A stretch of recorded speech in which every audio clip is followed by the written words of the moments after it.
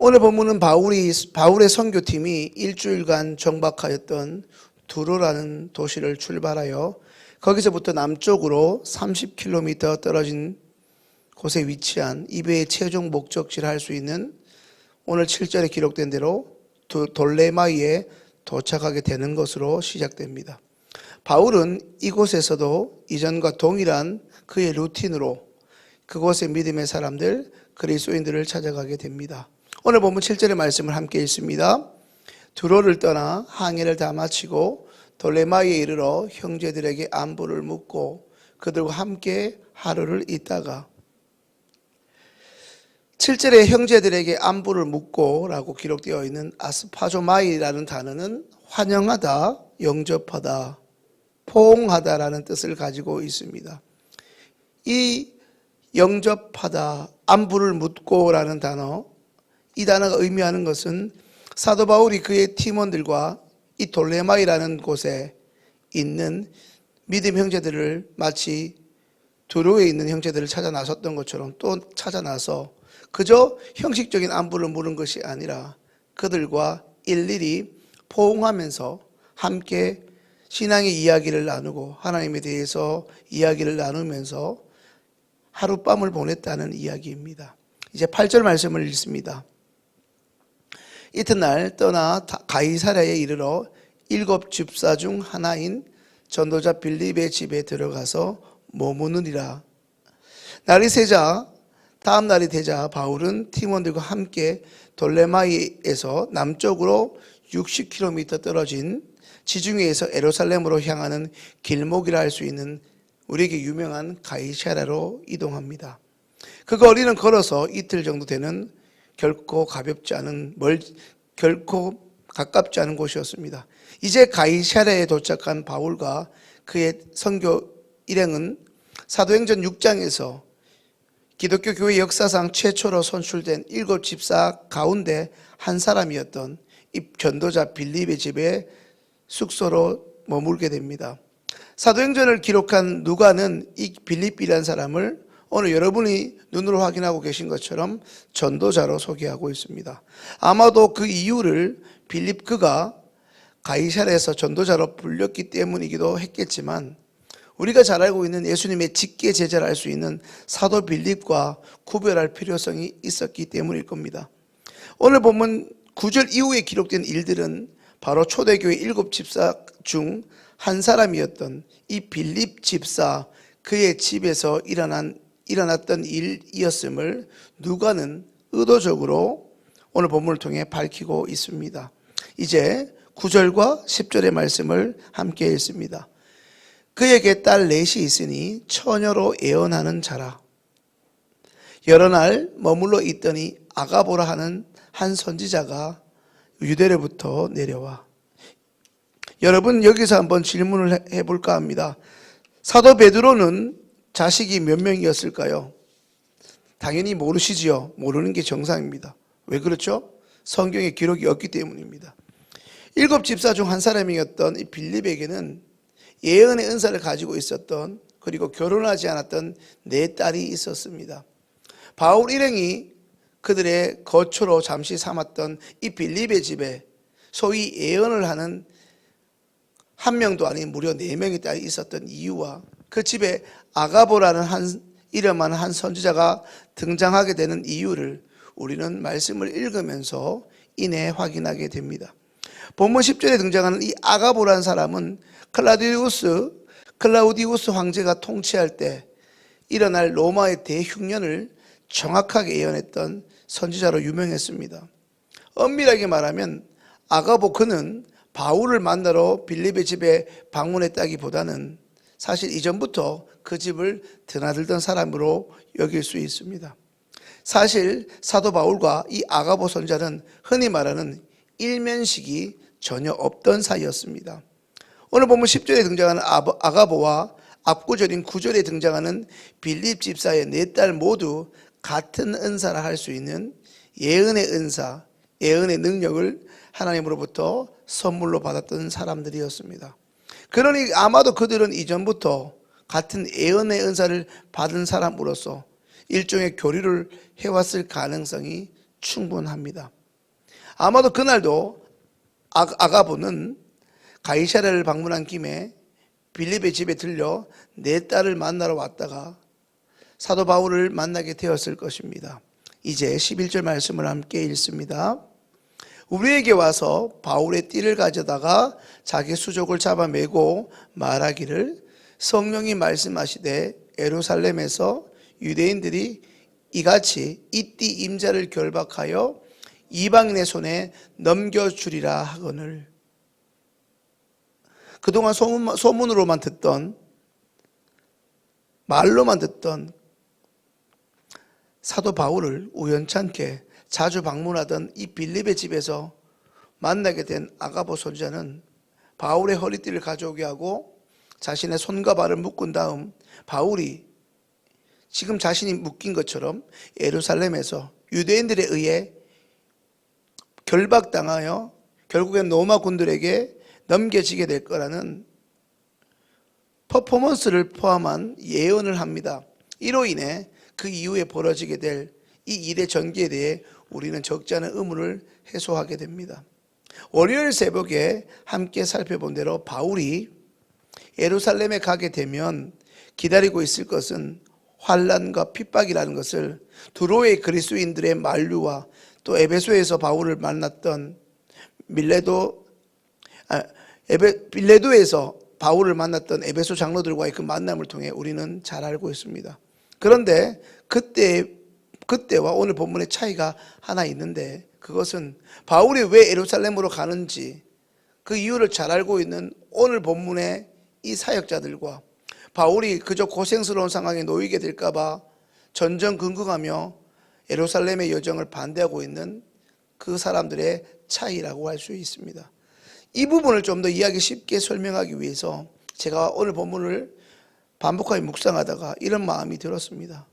물론 우리 모두가 장로와 권사와 집사와 목사라는 직분, 이 호칭은 다른 직분의 차이는 있을지 몰라도 모두 하나님의 사역자임에는 틀림없고 예수 그리스도의 종임은 분명 동일하지만은 익숙한 개념으로 전임 사역자들, 흔히 말하는 목회자의 입장과 그 목회자와 하나님 나라를 위해서 동역하는 성도님들의 입장은 좀 관점이 다를 수 있겠다 싶습니다.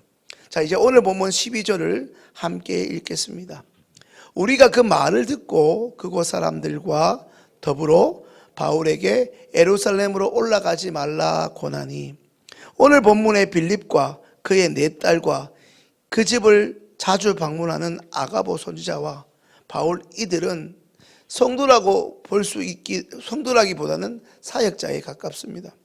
어쩌면 그들의 입장에서는 하나님의 복음을 증거하는 바울의 심정을 모르는 게 아니니 충분히 바울의 예루살렘으로 가려고 하는 그 여정을 만류할 만한 해 보입니다. 한마디로 그들이 가진 은사와 그들의 유명세를 통해 바울에게 권면합니다. 가지 말라고 말입니다. 예루살렘만 사역지가 아니지 않느냐라는 것이죠. 12절 말씀을 집중해 보십시오. 그곳 사람들과 더불어. 이 말은 빌립의 네 딸에게 방점이 지켜져 있습니다. 성도 여러분, 빌립의 네 딸이 무엇을 하는 사람들입니까? 무엇으로 유명해진 사람들입니까? 예언을 하는, 예언의 은사를 받은, 예언의 능력을 가진 이들이었습니다. 빌립의 네 딸은 그 지역에서 예언으로 소문난 사람들이었습니다.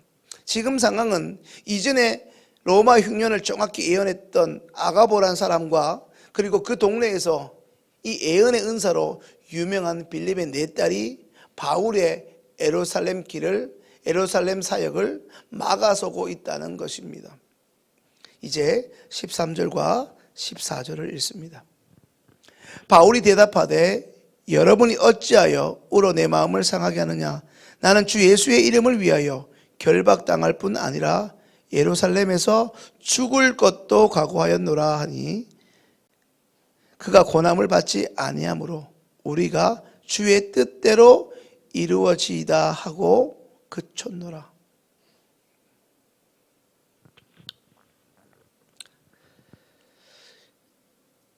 그저 성도들도 아니고 바울 자신처럼 주님의 부르심에 따라 그 부르심을 위해 은사를 받았다는 당신들이 왜 주의 길을 가려는 나와 나의 선교 팀원의 그 하나님의 부르심, 그 선교 여정을 이와 같이 반대하고 있느냐라는 바울의 격한 심정이 담긴 말입니다.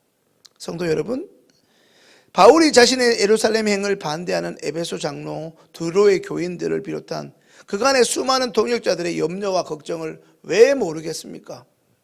그 사랑을 어찌 모르겠습니까? 저는 오늘 본문 말씀을 묵상하고 또 묵상하면서 한때 TV에서 유행했던 문구가 하나 떠올랐습니다. 알만한 사람이 이런 문구가 있었지 않습니까? 이들은 사역자들입니다. 은사를 받았고 그 은사들로 지역사회를 섬기는 사람들입니다. 모르는 사람들이 아닌 것이죠. 걱정하는 것은 인간적으로는 충분히 납득되고 이해되나 바울은 오늘 13절과 14절을 통해 그의 심정을 토로합니다. 여러분이 어찌하여 울어 내 마음을 상하게 하느냐? 나는 주 예수의 이름을 위하여 결박당할 뿐 아니라 예루살렘에서 죽을 것도 각오하였노라. 세상에서 제일 무서운 사람이 누구죠? 죽음을 각오하는 사람입니다. 죽음을 두려워하는 사람은 안 무서운데 죽음을 각오하고 덤벼드는 사람이 제일 무서운 법입니다. 바울은 죽음이 두렵지 않습니다. 그는 이미 아마도 다메섹에서 예수님을 만나면서 그의 인생이 다시 새로워졌다고 느끼며 제2의 인생을 살아왔는지도 모릅니다. 사랑하는 시흥의 성도님들, 시간이 지날수록 신앙의 연수가 1년에서 2년으로 5년에서 10년으로 20년에서 30년으로 신앙생활이 점점 더 어렵다는 것을 느끼지 않으십니까? 우리 성도님들에게 여쭤보면, 장로님이나 권사님들, 기도 열심히 하는 노권사님들 여쭤보면, 목사님, 시간이 지날수록 신앙생활이 더 어려워요 라고 하시는 것들을 공통적으로 보게 됩니다. 말 그대로 신앙생활, 믿는 바대로 살아가는 것, 저는 신앙생활이라는 단어보다 거꾸로 해서 생활신앙이라는 말을 더 좋아하는데요. 삶으로 살아내는 믿음, 이 생활신앙이라는 것이 얼마나 어렵고 힘든 일입니까? 그런데 성도님들, 언제는 예수 믿기가 쉬웠습니까? 여러분들이 제 나이 때, 저처럼 젊었을 때, 혹은 여러분들이 10대, 20대 믿지 않는 가정에서 신앙생활 할 때 그때 쉬우셨습니까? 성경책 불태우고 따기를 맞고 교회 가기만 하면서 때로는 머리카락도 잘리고 그런 경험 있지 않으십니까? 저도 있었는데 여러분들이 왜 없으셨겠습니까? 이렇게까지 예수 믿고 교회 가야 하나 그런 마음들이 있으셨지 않습니까? 그런데도 오히려 그때는 반대하는 사람들이 많아도 어찌나 그때 숨어서 읽는 성경이 그리도 달고 또 그때 믿음이 얼마나 좋으셨습니까? 그렇다면 우리가 오늘 본문의 말씀을 통해 결코 잊지 말아야 하는 것은 무엇이겠습니까? 그것은 결정적인 순간에 우리 삶의 지향점이 어디에 있느냐 하는 것입니다.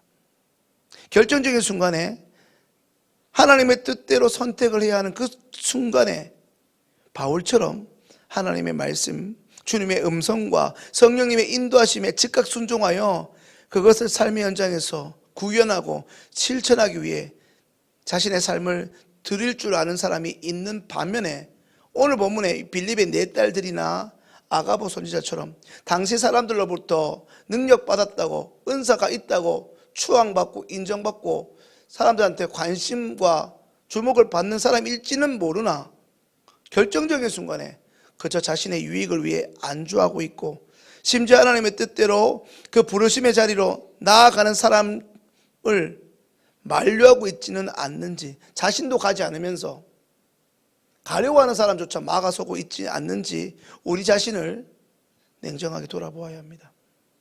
이제 말씀을 정리합니다.